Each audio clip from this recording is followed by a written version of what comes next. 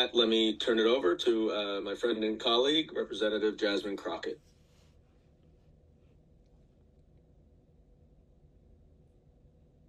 Sorry, me and this mute button.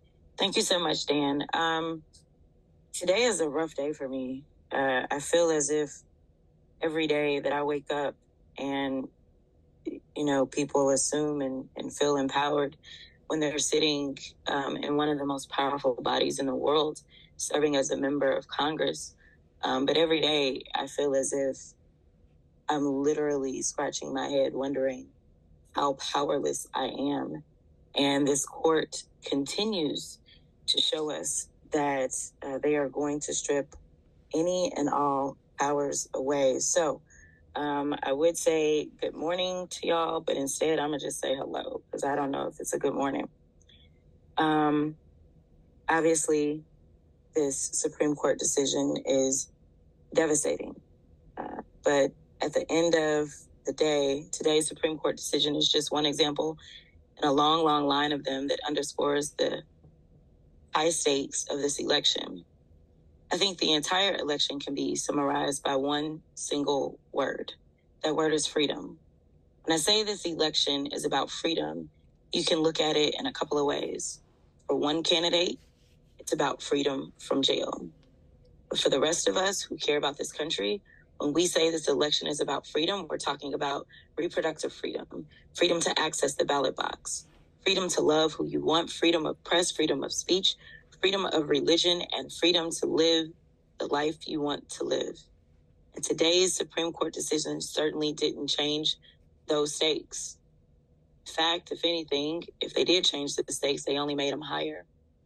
Because right now, all of our freedoms are under attack by the man who's running for president for freedom from jail and running on a promise to enact revenge on anyone who opposes him. We can't underestimate Donald Trump's threat or his dark vision for our future. I know because I've experienced it firsthand. As a criminal defense attorney and civil rights lawyer, I have never been arrested a day in my life. I've never had a warrant out for my arrest either.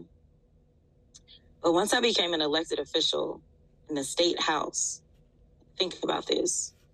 I was an elected official who was carrying out what I considered to be my official duties as a member of the Texas State House, and another MAGA Republican Governor Greg Abbott absolutely ordered that the Speaker of the House at the time, Speaker Dade Phelan, put a warrant out for my arrest simply because I would not sit idly by as they sought to turn back voting rights in the state of Texas.